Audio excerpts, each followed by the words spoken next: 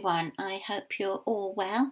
So today we are going to be looking at computing, and we're looking at unit 3.8 and we're looking at graphing. We thought it would be a good idea to have a go at making some graphs in Purple Mash because it would match the unit that we did last term, looking at statistics in Power Maths. So let's start with lesson 1. Our aim for today is to enter data into a graph and to answer questions. So our success criteria, you should be able to set up a graph with a given number of fields, enter some data for a graph, produce and share a graph made on the computer, and there's a little extension activity on your sway where you can select the most appropriate style of graph for data and explain your reasoning. So you've all got your Purple Mash logins, so you should be able to access your Purple Mash account. So this is your home screen, and the first thing we're going to do is go to our to-dos. And I have created a to-do, favourite colours. So if you go to preview, so the first thing you can see, there's a table on the left hand side with data in, and there's also a bar graph on the right hand side, and it is 4 favourite colours in class 3. So this is called 2Graph in Purple Mash. Let's have a go at sorting the items alphabetically in the table.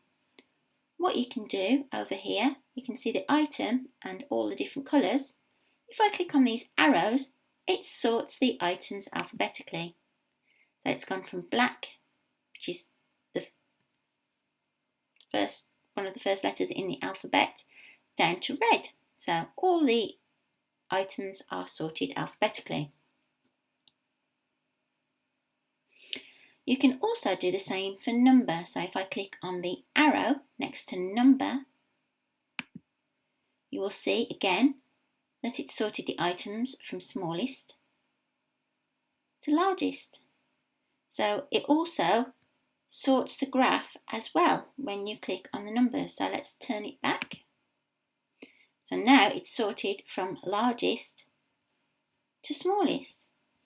This helps really quickly find an answer. So which was the least popular colour? The least popular colour was, that's right, pink. There's only 2 people that liked pink. Next, we're going to have a go at editing the title. It's really important to put a title in your graph so anyone that's looking at it can see what the graph is about.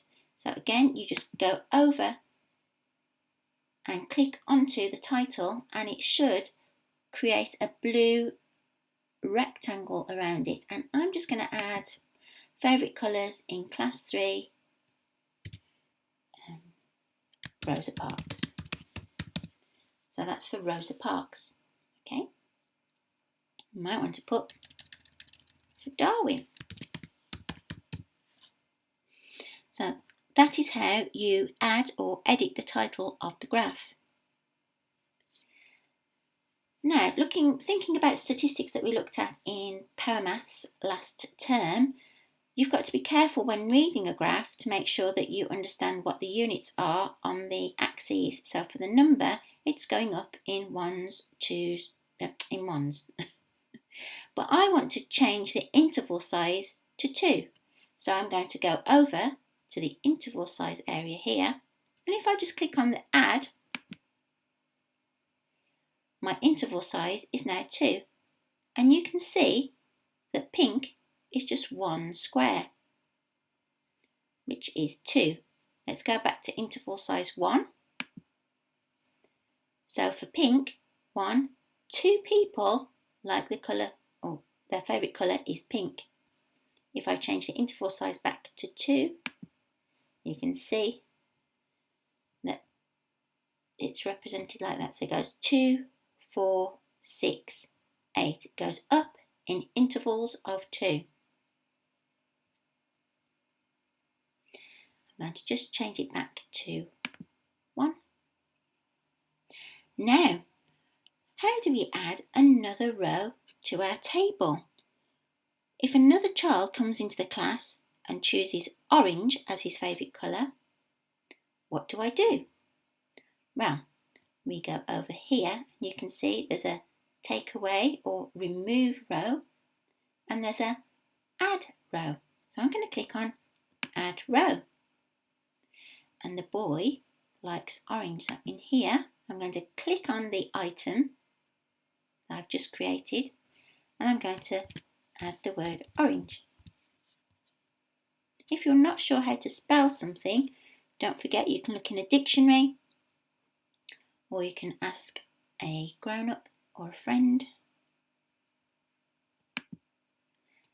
And I'm going to put one person liked the colour orange.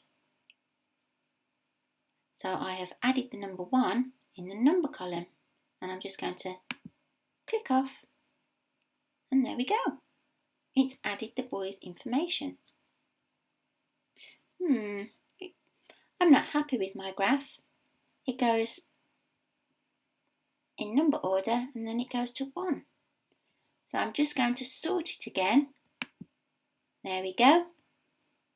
And it's all from the smallest to the highest number of colours. Okay. Now I might want to look at the bar chart, but there are other graphs that you can choose. So this is called a pie chart. Exactly the same data from the table, but just represented as a pie chart. There's also a line graph. Which one do you think looks best? There's our bar chart. You can represent it either horizontally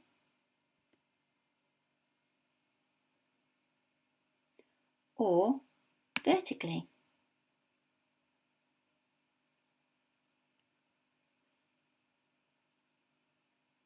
I'm going to go back to the block graph.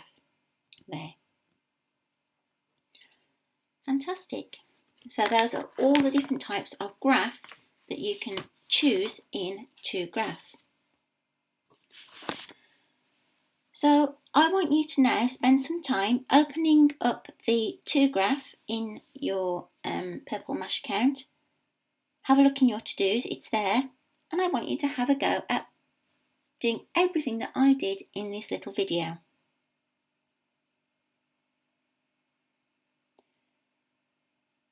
If you would like, you can then make your own graph using the extension activity, so there's some data that you can put in.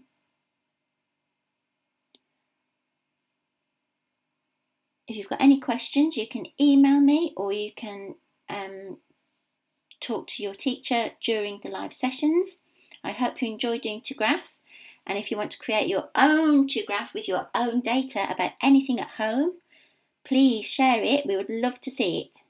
Alright, hope you enjoyed the ICT lesson. Bye for now.